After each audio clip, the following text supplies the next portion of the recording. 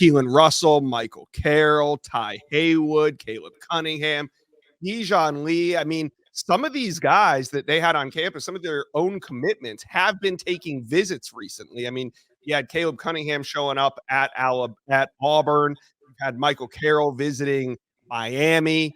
What do you make of just the Tide getting some of their commitments back on campus for this game? Yeah, look, this is the kind of game that these blue chip prospects dream of playing in. They got a taste of what it was like tonight. Championship level football on both sides of the ball. These two teams could play two more times when all said and done this year. SEC championship, college football playoff. And Alabama, this new coaching staff showed why they were hired. Kalen DeBoer and company only lost 12 games coming into this game at Alabama and jumped on Georgia early, 21-0, crowds in a frenzy.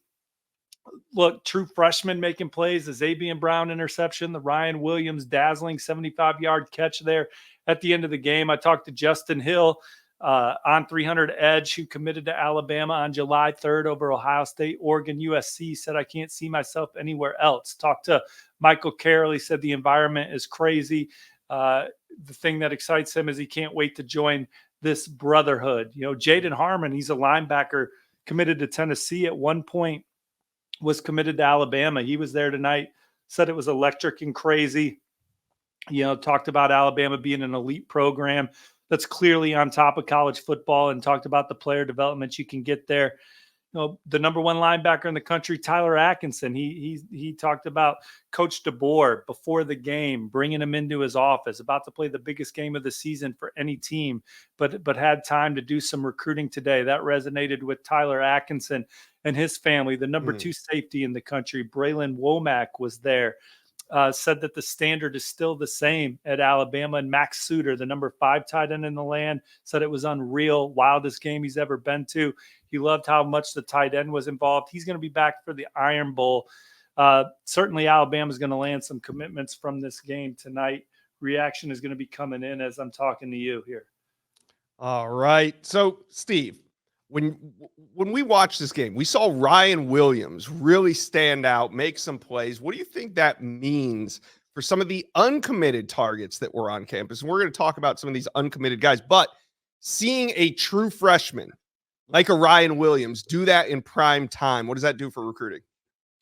Well, it shows recruits that the best players are going to play no matter what grade they're in and no matter how old they are. Ryan Williams is 17 years old, 75-yard catch, making plays with Malachi Starks, a future first rounder in the vicinity all night. Fabulous performance. Xavier Brown, again, another true freshman from California, comes cross country, makes the game-winning interception, was out there on an island all night. Guys from the transfer portal making instant impacts right away for Alabama. So I think it just speaks to how prepared Alabama can get you to play in ball games like this under this new coaching staff. Yeah. And we saw some of the uncommitted targets on campus were also flip targets, right? You had Derek Smith committed to Auburn, Ivan Taylor and Andrew Olish, Michigan commitments, Jaden Harmon committed to Tennessee. The list goes on. Let's talk about Derek Smith. He's an interesting one because Derek Smith flipped his commitment from Alabama to Auburn. Now, as we sit here, you know, another Auburn loss, a really exciting Alabama win. Could Derek Smith be flipping back to the Tide anytime soon? Well, it certainly wouldn't surprise me. It's been a recruitment that's been fluid. He committed to Alabama at one point pretty quickly after meeting the new coaching staff, has since obviously flipped to Auburn, but hasn't stopped communicating with Alabama at all. It wouldn't surprise me at all if they landed Derek Smith. Also wouldn't surprise me if they ultimately flipped Ivan Taylor, the Michigan commit that's been on campus a couple times in his process. At one point looked like he was going to end up at Alabama, but Michigan was able to change that tide when he was at a Notre Dame commit. Mason Dunn, on 300 cornerback, committed to Ole Miss. I think Alabama's in a good spot for him as well. We'll see who else, but those are two guys committed elsewhere, along with Derek Smith, who you definitely can't rule out Alabama for moving forward. When you look at that list, they're battling Notre Dame for Antavius Richardson. Antavius Richardson Right. was at Notre Dame last weekend. This was his second game visit at Alabama. He's having a fantastic senior year. And then Andrew Olesh, tight end is a need for the Crimson Tide. Marshall Pritchett's another target that is committed to North Carolina that Alabama's in on at the tight end position. But Andrew Olesh is very dynamic. Notre Dame's trying to get involved there too. But Alabama could hit at a high batting average from that group. Yeah, really interesting. We're going to talk a little bit more Alabama, but from a Georgia perspective, from a Georgia recruiting perspective, I mean, the Dogs lost, but they showed a lot of grit. I mean, they didn't give up. Carson Beck leads the charge in the second half. The Georgia Bulldogs took the lead in the second half, albeit it was only for 14 seconds, but Georgia did have the lead. Talk about this from a Georgia recruiting perspective. What's the takeaway here? Status quo. Look, Georgia's culture for their football program, the amount of care that these players have and the pride that they have wearing that jersey is second to none in college football. And when you look at last year when Georgia played in a bowl game that they didn't want to be at, Florida State playing the Seminoles in a bowl game that really didn't mean much for the program's goals. Every year it's national championship or bust. But to still be able to go out and represent the Georgia program and smash a Florida State team that didn't want to be there, I think it shows you clearly the difference in the cultures of those programs. And Georgia has an elite culture, and they did not roll over and die when Alabama jumped on them up 21-0 at the end of the first. Mm-hmm. Carson Beck nearly throws a pick six in the second quarter that would have put them down 5 touchdowns. Maybe it seems like it was so long ago, but they hung in there and battled to the end. It even took the lead for 11 seconds there in the fourth quarter. And I think people would come out of this game and say that Georgia still has as good a chance as any to win a national championship. They're still my pick to finish with On3's #1 ranked recruiting class with what they have out there on the board. And again, it's Nick Saban teams, Bryce Young and company. They didn't play in the national championship. They still showed up for those bowl games, those New Year's Six bowl games, and played at a high level. Same thing with Georgia.